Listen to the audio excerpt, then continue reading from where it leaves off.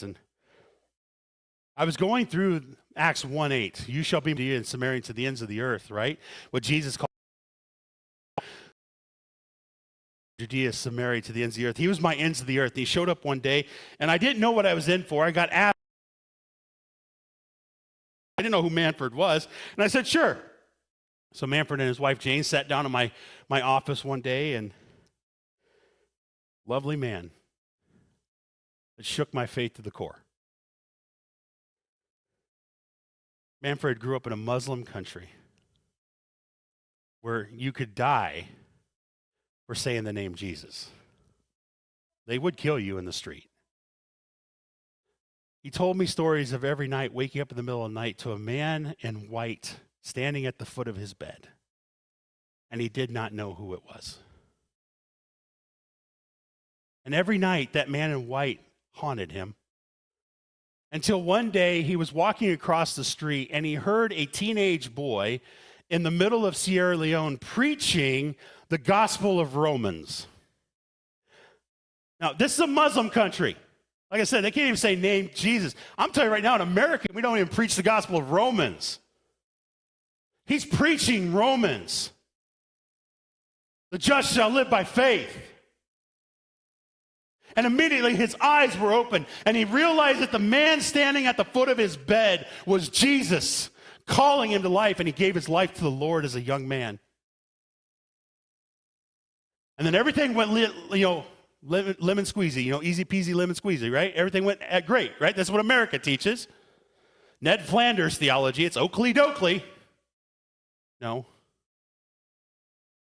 His aunt, devout Muslim, was starting to get some really weird feelings about Manfred. He's telling me the story. And she realized that he was now a Christian. You know what she did? She poisoned his food trying to kill him. Honor killing. And it almost killed him.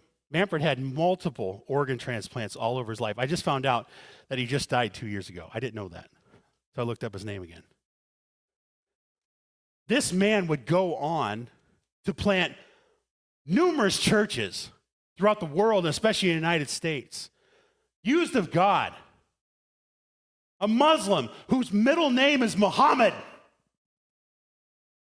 but his main name is Christ. I'll never forget Manfred telling me this story. He said, Steve, I'll never forget the day that I got the call that my father-in-law was sick. Now, when he married Jane, before he married Jane, Jane became a believer too. And Jane's mom and dad found out that she had become a believer and poured gasoline on her and tried to light her on fire. We have a hard time getting to church for an hour. These people are dying every day for the cause of Christ.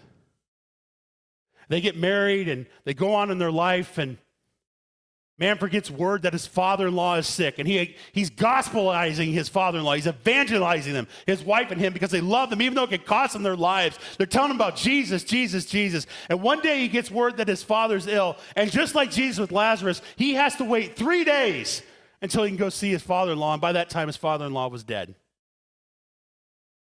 And when he got to this village, he said this, I got to the village, and about, I think it was 16, some kind of teens, of elders of the village surrounded him to interrogate him and said, hey, Manfred, we want to know something. Why was your father 16, some kind of teens,